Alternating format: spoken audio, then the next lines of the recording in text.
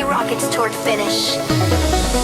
Rumi's hand slams wall hard, the electronic scoreboard flashes the word winner.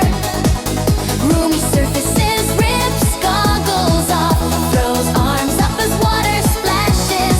Rumi bites gold medal on podium. Mira stands second, arms crossed angrily. In a dark corner, Mira kicks a locker as hooded assistant approaches. Close up on Mira's ear and assistant's lips. A sinister smile forms. The pool stands empty at night.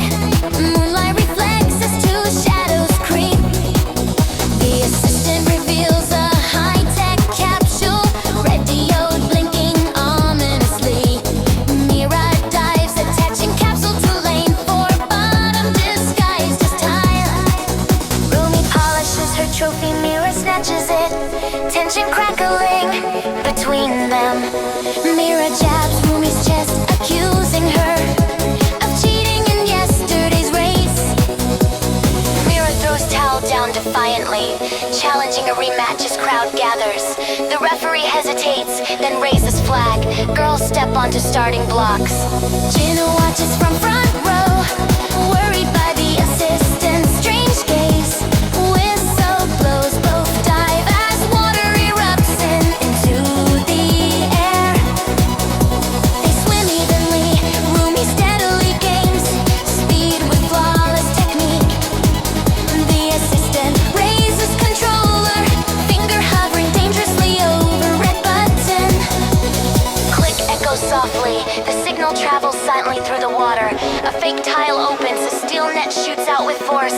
Rumi swims above it, net suddenly coils around legs and waist. Rumi struggles as net drags her downward. Bubbles burst from her mouth. Mira swims past underwater. Mock strap Rumi, then speeds away. Mira touches wall first, celebrate victory without even looking back. Rumi sinks motionless on pool floor. Final bubbles rise as screen darkens. Without hesitation, Jinnu jumps into pool, fully clothed to save her.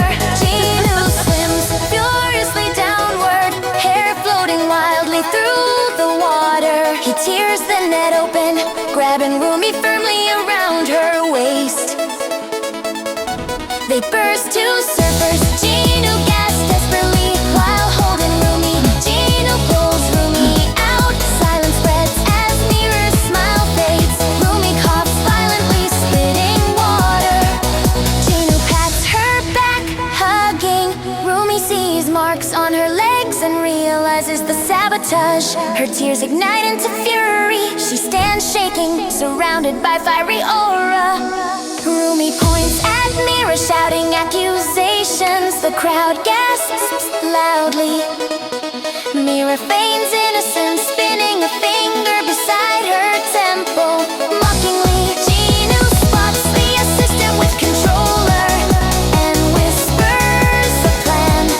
Rumi shouts for a final race now, risking trophy forever. Mira smirks confidently, nodding at assistant. He signals agreement. Both girls take position, tension peaks. Heartbeats overpower crowd noise. They dive again, slicing violently into the water as race continues.